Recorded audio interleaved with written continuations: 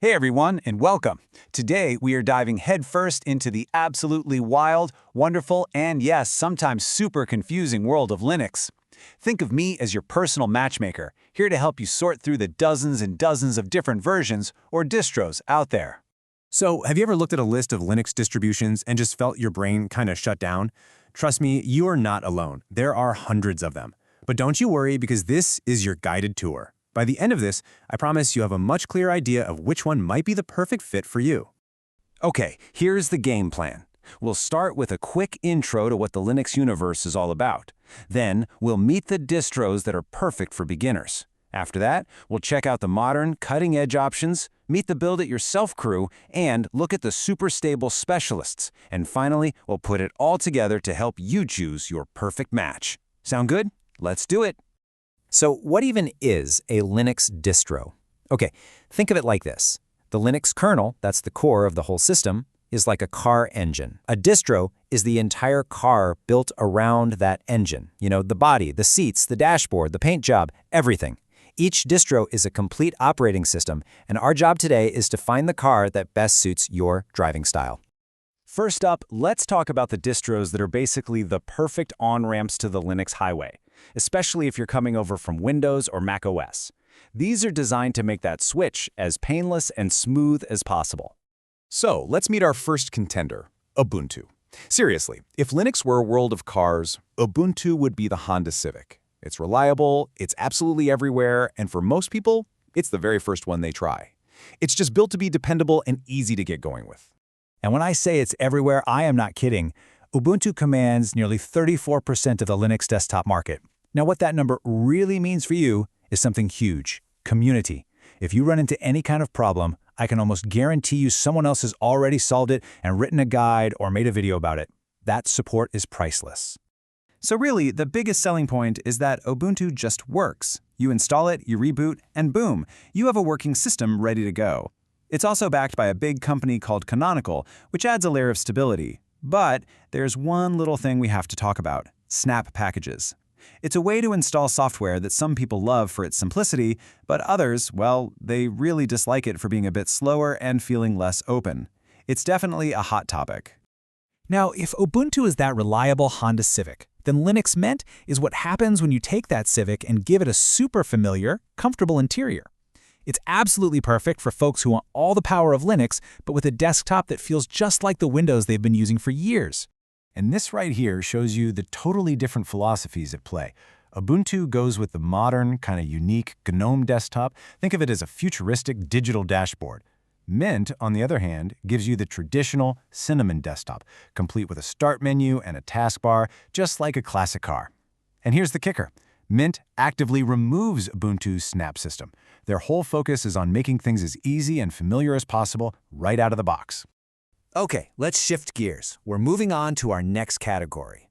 This group is for all of you out there who want the newest features, the most recent software, the people who love living right on the cutting edge of technology. And that brings us to Fedora. Now, Fedora is sponsored by the corporate giant Red Hat. The best way to think about Fedora is as Red Hat's high-tech experimental garage.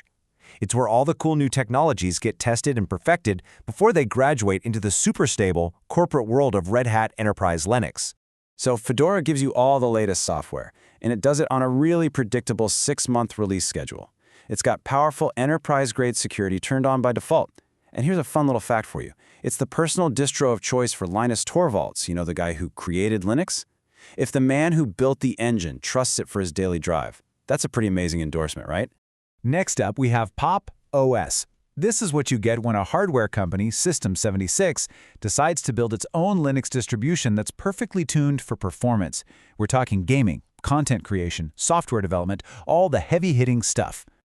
The huge advantage here is just how polished it is. Pop! OS makes getting things like your NVIDIA graphics drivers to work an absolute breeze, which, if you're a gamer, you know is a massive deal. It also had its 15 minutes of internet fame when Linus Tech Tips famously destroyed their desktop by typing "yes, do as I say" into the terminal. It highlighted a bug that was fixed super fast, but man, the internet never forgets. All right, let's slam on the brakes and do a complete 180.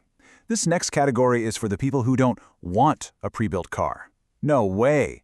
They want the engine, the chassis, and a big old box of parts. These are the people who want to build their system from the ground up. And that, of course, brings us to Arch Linux and its legendary meme. You see, Arch users are kind of famous for letting you know they use Arch. Why? Because building an Arch system is seen as a real badge of honor. You start with absolutely nothing but a minimal base, and you add only what you want. It gives you total absolute control. So, installing Arch is like climbing a mountain from the very bottom. It's a manual, challenging process, but you're supported by the legendary Arch Wiki.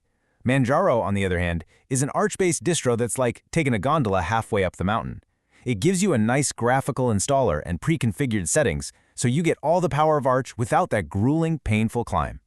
And now for our final group, the stalwarts. These are the distros known for their unshakable, rock-solid stability, and the specialists that are designed to do one specific job and do it exceptionally well. If Ubuntu is the Honda Civic, then its parent Debian is the Toyota Corolla. It might not be the flashiest thing in the world, but it is famous for being unbelievably stable. It'll just run and run and run for years without a single problem. It powers everything from web servers to stock exchanges, places where reliability is everything. Now, built on that same super stable Debian foundation is a very, very different beast, Kali Linux. This is a highly specialized toolkit for cybersecurity professionals. It comes preloaded with literally hundreds of tools for ethical hacking, penetration testing, and security research. But let's be crystal clear about what Kali is not. It is not a daily driver operating system. Using Kali for your day-to-day web browsing and gaming is like driving a SWAT truck to go pick up groceries. It's a professional tool for a very specific job. It is not something you download to feel like a hacker you saw on a TV show. Okay, deep breath. We have toured the entire landscape. We've met the beginner-friendly gateways, the cutting-edge trailblazers, the DIY builders, and the rock-solid specialists. Now let's bring it all home and help you find your perfect match. This table really sums it all up, doesn't it? If you're a beginner, just start with Ubuntu. If you're coming from Windows and want something familiar, Linux Mint will feel like home. Want the latest and greatest tech? Go for Fedora. If you crave total control and love to tinker, brace yourself for Arch. Need something that will never, ever fail you? Debian is your answer. And for all you gamers and creators out there, Pop! OS is optimized just for you.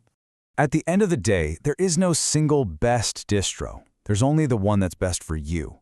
Whether you're trying Linux for the very first time or you're a seasoned pro who's just looking for a change, the Linux world has a perfect fit waiting for you. So the only question left is, which one are you going to choose?